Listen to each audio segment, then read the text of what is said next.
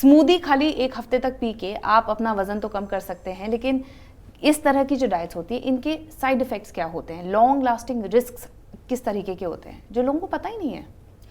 Smoothie या किसी type के स्पेशल डाइट से 90% माइक्रो न्यूट्रिएंट डिफिशिएंसी कह सकते हैं कि अगर मैंने आपको 5 फूड ग्रुप्स की मील बना के दी है कि आपने सब कुछ खाना है, आपने रोटी खाना है, आपने दाल लेने हैं, सैलड्स लेने हैं, कर्ड लेने हैं और अपने वेजिटेबल्स लेने हैं, तो इन स्मूदी आप क्या ले रहे हो? Only 0 carbohydrate from your oats या मखाने या कर्ड ले लिया, आपने थोड़ी सी प्रोटीन बैलेंस कर लिया and you are putting the some nuts कि कुछ चलो सीड्स डाल लिया। तो but what about this some kind of fibre? अगर हम फाइबर की बात करें तो वेजिटेबल नहीं है। Good amount of protein and calcium की बात कर रही हूँ तो कर्ड एंड मिल्क नहीं है। अगर मैं मेटाबॉलिज्म हाई करने की बात कर रही हूँ तो आपने अपने इंटेस्टाइन को वर्क दिया ही नहीं, तो वो तो थका बैठा है, उसको तो जो दे रहे वो इसलिए डाइजेस्ट कर रहा है। और स्मूदी से हमारी फुलनेस आ जाती है बट नरिशमेंट नहीं होती। हमारी बॉडी को नरिशमेंट चाहिए। आने वाले दिनों में ऐसे ही डाइट फॉलो करने की वजह से लोगों को माइक्रो न्यूट्रिएंट डिफिशिएंसी हो रही है, फिर वो बाद में कहेंगे मुझे हेयर लॉस हो रहा है, मेरे स्किन पे रैशेज़ आ गए, मुझे रिंकल्स आ रहे हैं, या मेरी बॉडी में स्वेलिंग आ रही है, मेरे नेल्स क्यों येलो हो रहे हैं ड्यू टू कभी जिंक डिफिशिएंसी आपने दिखेंगे, कभी फ्लोरीन, अभी कैल्शियम एंड फ्लोराइड की वजह से आपने जो टिथ है वो येलोइश कलर हो रहे हैं, या आपके कैरेमल टिथ हो रहे हैं, या बोन में ऑस्टियोमलेशिया, ऑस्टियोपोरोसिस देखे जाएंगे। तो मेजरली स्मूदी और एक टाइप के डाइट से आपने वेट लॉस कर लिया बट आपने बॉडी को नरिश नहीं किया। तो नरिशमेंट इज़ इम्पॉर्टेंट। आप अगर नरिश करेंगे और साथ में कैलोरी कम लेंगे तो डेफिनेटली बॉडी में जो डिपॉजिट कैलोरी है वो बर्न होंगे, वो फैट बर्न होंगे और वो आपको एनर्जी देंगे। हम जो भी कार्बोहाइड्रेट ले रहे हैं या जो भी हम कैलोरी ले रहे हैं वो हमारे बॉडी को काम करने के लिए, नरिश करने के लिए, वर्क करने के लिए, सारे ऑर्गन्स को एनर्जी दे रही है।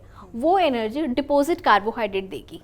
तो डिपॉजिट कार्बोहाइड्रेट को ब्रेक डाउन करने के लिए मेटाबॉलिज्म का हाई होना, अपनी डाइट में फ़ैट का कम करना, ये इम्पॉर्टेंट है। बट स्मूदी के थ्रू आप वेट लॉस कर सकते हो बट आप अपनी बॉडी को नरिश नहीं कर सकते एंड माइक्रो न्यूट्रिएंट डिफिशिएंसी की जो भी कॉम्प्लिकेशंस है वो आपको आने वाले समय में बहुत आसानी से दिखेंगे। आपको लगता है कि प्रोसेस्ड फूड इंडस्ट्री है उस पर भी थोड़ी सी लगाम लगाने की ज़रूरत है, क्योंकि the world is run by advertisements. बच्चे जो देखते हैं और जो उनको एक बार अपील कर गया, अगर मैकडॉनल्ड्स खाना है तो मैकडॉनल्ड्स खाना है, अगर पिज़्ज़ा खाना है तो पिज़्ज़ा खाना है।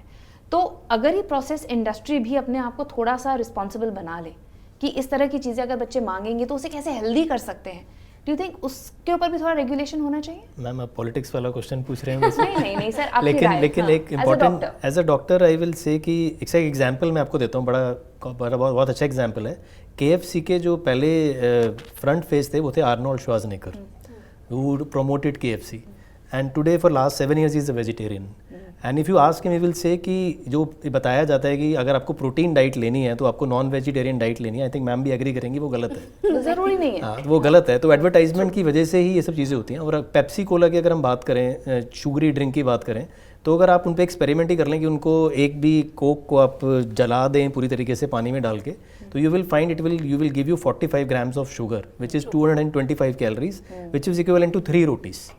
तो अगर आप ये सब चीज़ें हैं और सबको पता है तो आई थिंक दोनों लेवल पे काम होना चाहिए कि ऑब्वियसली गवर्नमेंट शुड वर्क, जो कि रिस्ट्रिक्शंस अभी वो लगाने की कोशिश कर रहे हैं।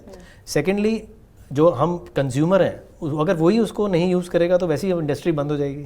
मतलब कंज्यूमर ने अगर यूज़ नहीं करी इंडस्ट्री तो वैसे ही बंद हो जाएगी। वो आप शादी पार्टी कर रहे हैं तो आप पेप्सी कोक मत दें, उसकी जगह मैडम ने बताया था इतने ऑप्शन हैं, लेमन वाटर, कोकोनट वाटर, आप छाछ खिलाएं। तो जब आप ये सब करना शुरू कर देंगे तो वैसे ही इंडस्ट्री पे इफेक्ट आना शुरू हो जाएगा। तो ये 2 वे ट्रैफिक है, 1 वे ट्रैफिक नहीं हो सकता।